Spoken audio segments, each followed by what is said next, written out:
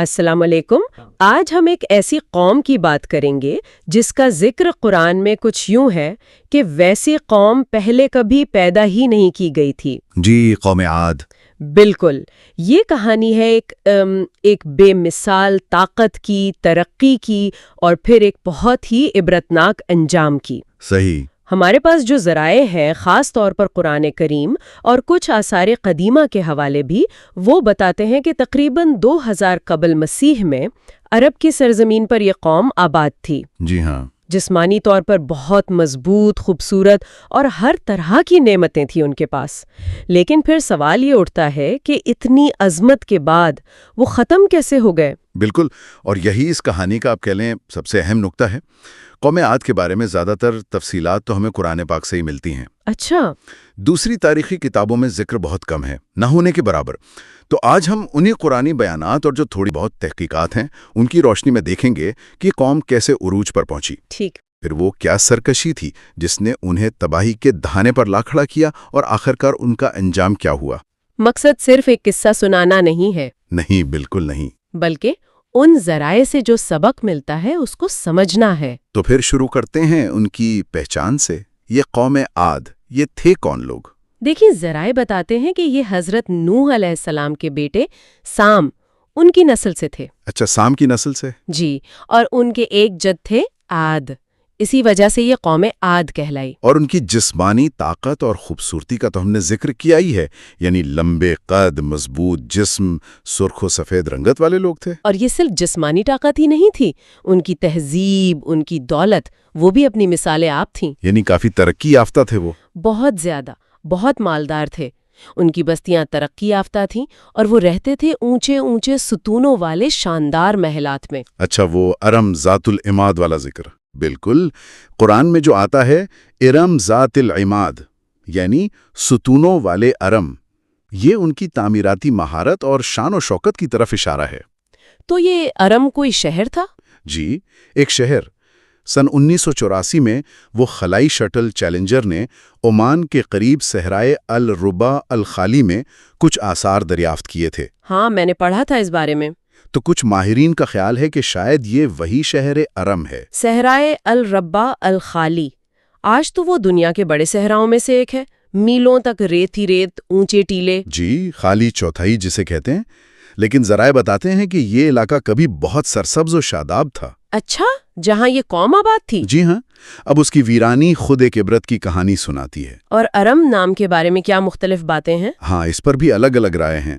کچھ مفسرین کہتے ہیں یہ عاد کے دادا کا نام تھا، کچھ کا خیال ہے کہ یہ شاہی خاندان کا لقب تھا۔ اچھا۔ آثار قدیمہ سے جو شہر کی فصیل ملی ہے نا، اس پر کوئی 30 ستون یا میناروں کا ذکر بھی ملتا ہے، جو قرآن کے بیان سے کافی ملتا جلتا ہے۔ اور اسی ارم شہر سے وہ شداد والا قصہ بھی جڑا ہے نا؟ بالکل، شداد قوم عاد کا ایک بہت طاقتور بادشاہ تھا۔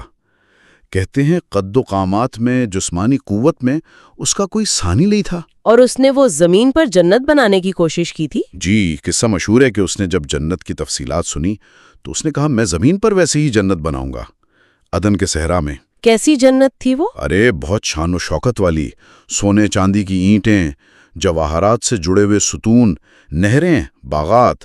کہتے ہیں صدیاں لگ گئیں اس کی تعمیر میں۔ لیکن مقصد کیا تھا اس کا؟ مقصد بڑا خطرناک تھا۔ وہ لوگوں کو آخرت کی جنت سے غافل کرنا چاہتا تھا۔ اچھا۔ اور اپنی بنائی ہوئی اس دنیاوی جنت کی طرف متوجہ کرنا چاہتا تھا۔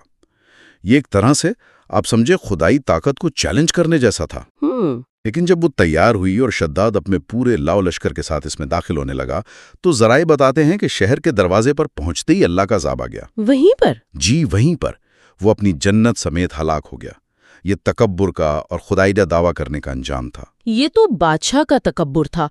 پوری قوم کے عقائد کیسے تھے؟ کیا وہ بھی ایسے ہی تھے؟ ذرائع تو یہی بتاتے ہیں کہ طوفان نوح کے بعد یہ پہلی قوم تھی جس نے دوبارہ بت پرستی شروع کی۔ اچھا، پہلی قوم؟ جی، طاقتور تھے، بہادر تھے، لیکن تھے مشرک۔ کم بتوں کو پوجتے تھے وہ؟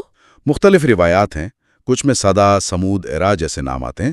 بعض مورخین یہ بھی کہتے ہیں کہ یہ وہی 5 بت تھے جن کی قوم نوح پوجا کرتی تھی: ود، سوا، یاغوس، یعوق اور نصر۔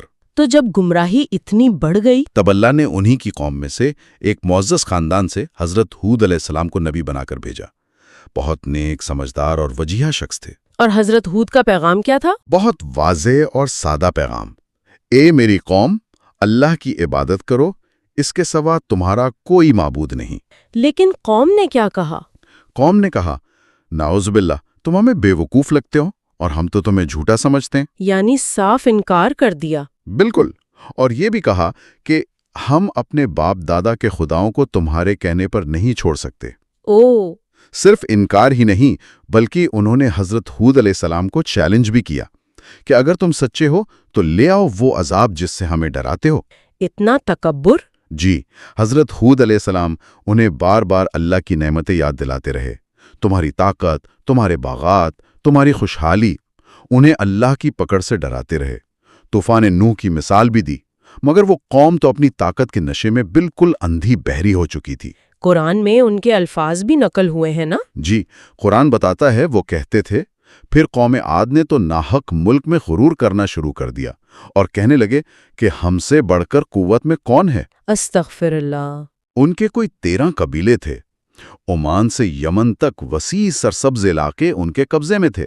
یہی طاقت، صحت، دولت، یہی ان کے غرور کی وجہ بن گئی۔ اور وہ حضرت ہود کو کیا سمجھتے تھے؟ وہ سمجھتے تھے کہ شاید نعوذ باللہ ان پر کسی بت کا سایہ ہو گیا ہے، یا وہ دیوانے ہو گئے ہیں کہ ہمارے بتوں نے انہیں نقصان پہنچایا ہے۔ یعنی نصیحت کا کوئی اثر نہیں ہوا؟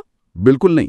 جب سرکشی حد سے بڑھ گئی تو حضرت ہود نے پھر اللہ سے دعا کی، اے میرے رب، انہوں نے مجھے جھٹلا دیا ہے، اب تو میری مدد فرما۔ اللہ تعالیٰ نے کیا جواب دیا؟ اللہ نے فرمایا کہ وہ جلد ہی پچھتائیں گے، اور پھر عذاب کی ابتدا ہوئی۔ کیسے؟ سب سے پہلے بارش روک دی گئی، چشمے، آبشاریں سب خشک ہو گئے۔ اوہو! 3 سال تک شدید قحط سالی رہی، کھیت ویران ہو گئے، مویشی مر گئے، لوگ بدحال ہو گئے۔ اس حالت میں تو انہیں سمجھ آ جانی چاہیے تھی۔ آنی تو چاہیے تھی۔ اس حالت میں بھی حضرت ہود نے انہیں توبہ کی دعوت دی، کہا اللہ سے معافی مانگو، وہ بارش بھی دے گا اور تمہاری قوت میں مزید اضافہ کرے گا۔ لیکن انہوں نے پھر بھی انکار کر دیا، کہا ہم صرف تمہارے کہنے پر اپنے معبودوں کو نہیں چھوڑیں گے۔ عجیب ضد تھی۔ جی، اور یہاں ایک عجیب واقعہ بھی ملتا ہے۔ وہ کیا؟ کہ مصیبت کے وقت بھی اللہ سے براہ راست توبہ کرنے کے بجائے ان کا دستور تھا کہ وہ مکہ مکرمہ جا کر بیت اللہ کے پاس دعا کرتے تھے۔ اچھا، تو وہ گئے مکہ؟ جی، ان کا ایک وفد گیا، کوئی 70 سردار۔ وہاں اس وقت معاویہ بن بکر کی حکومت تھی، جس کی والدہ قوم عاد سے تھی۔ ٹھیک۔ انہوں نے خاطر مدارت کی۔ وہ لوگ وہاں کوئی 1 مہینہ رہے، بارش کے لیے دعائیں کرتے رہے۔ پھر کیا ہوا؟ ان کے سردار قیل بن عنبر، اس نے دعا کی تو اللہ نے 3 بادل بھیجے، سفید، سرخ اور سیاہ، اور کہا کہ ان میں سے ایک چن لو۔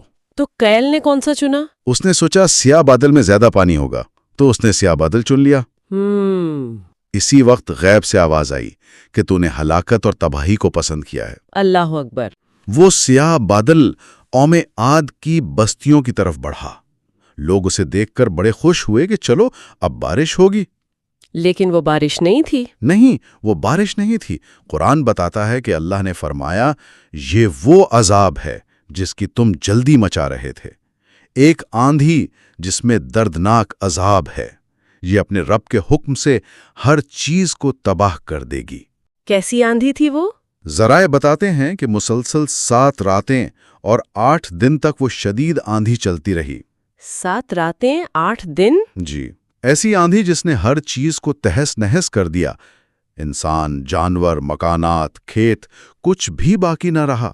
لوگ کیسے بکھرے پڑے تھے؟ جیسے کھجور کے کھوکھلے تنے ہوں، بالکل بے جان۔ حضرت ابن عمر رضی اللہ عنہ سے ایک حدیث منقول ہے، اس کا مفہوم ہے کہ جس ہوا سے قوم عاد ہلاک ہوئی، وہ اللہ نے صرف اتنی کھولی تھی جتنی انگوٹھی کے سوراخ سے نکل سکتی ہے۔ سبحان اللہ! ذرا سی ہوا نے اتنی بڑی، اتنی طاقتور قوم کو ختم کر دیا۔ جی، البتہ اللہ نے حضرت ہود علیہ السلام اور جو چند لوگ ان پر ایمان لائے تھے انہیں اپنی رحمت سے محفوظ رکھا۔ یہ تو واقعی بہت ہولناک انجام ہے۔ اس کی ہولناکی کا اندازہ اس بات سے بھی لگائیں کہ خود نبی کریم صلی اللہ علیہ وسلم پر بھی اس کا اثر تھا۔ حضرت عائشہ رضی اللہ عنہا سے روایت ہے جی کہ جب آپ صلی اللہ علیہ وسلم آسمان پر کوئی بادل دیکھتے تو آپ کے چہرے پر فکر کے آثار نمایاں ہو جاتے۔ پوچھا گیا تو آپ صلی اللہ علیہ وسلم نے فرمایا، کیا ضمانت ہے کہ اس میں عذاب نہ ہو؟ قوم عاد تو ہوا یعنی بادل کے ذریعے ہی ہلاک کی گئی تھی، حالانکہ انہوں نے بھی اسے بارش سمجھا تھا۔ اس کا مطلب ہے یہ صرف ایک پرانی کہانی نہیں ہے، نہیں، بالکل نہیں۔ بلکہ یہ ذرائع جو ہمارے پاس ہیں، قرآن ہے، احادیث ہے، جی یہ بتاتے ہیں کہ اس میں ہمارے لیے بہت سے سبق ہیں۔ بالکل، سب سے بنیادی سبق تو یہی ہے کہ اللہ جو نعمتیں دیتا ہے، چاہے وہ طاقت ہو، دولت ہو، علم ہو، اختیار ہو، جی، ان پر شکر گزاری اور عاجزی کرنی چاہیے، تکبر اور نافرمانی نہیں۔ قوم عاد کو تو سب کچھ ملا تھا، سب کچھ دیا گیا تھا، لیکن جب انہوں نے اللہ کی نشانیوں کو جھٹلایا، اس کے نبی کی بات نہ مانی، اپنی طاقت پر غرور کیا، تو انجام ہم نے دیکھ لیا، عبرتناک۔ یہ ہمیں بھی سوچنے پر مجبور کرتا ہے کہ ہم انفرادی طور پر، اجتماعی طور پر اللہ کی نعمتوں کو کیسے استعمال کر رہے ہیں۔ صحیح، کہیں ہم بھی کسی طرح کے غرور میں یا جانے انجانے میں کسی نافرمانی میں تو مبتلا نہیں۔ جی، یہ ذرائع ہمیں دعوت دیتے ہیں کہ اپنے اعمال کا جائزہ لیتے رہیں اور اللہ سے ہمیشہ ہدایت مانگیں، عافیت مانگیں۔ تو خلاصہ کلام یہی ہے کہ قوم عاد کی یہ کہانی، جیسا کہ ہمارے ذرائع میں بیان ہوئی، یہ تکبر کے انجام کی ایک آپ کہیں لازوال مثال ہے۔ یہ بتاتی ہے کہ جب کوئی قوم ہدایت کو ٹھکرا کر اپنی طاقت اور اپنی خوشحالی پر اترانے لگتی ہے تو پھر اللہ کی پکڑ سے بچ نہیں سکتی۔ اس میں عاجزی کی اہمیت واضح ہوتی ہے، شکر گزاری کی اور انبیاء کی تعلیمات پر عمل کرنے کی۔ بالکل۔ اور آخر میں ایک نقطہ شاید غور کرنے کے لیے چھوڑا جا سکتا ہے۔ جی، یہ آج کی دنیا جو اپنی ٹیکنالوجی پر، اپنے علم پر، اپنے وسائل پر اتنا فخر کرتی ہے، وہ قوم عاد جیسی قدیم تہذیبوں کے انجام سے کیا سیکھ سکتی ہے؟ بہت اہم سوال ہے۔ کیا انسانی فطرت میں وہ تکبر کا عنصر آج بھی اتنا ہی موجود ہے جتنا ہزاروں سال پہلے تھا؟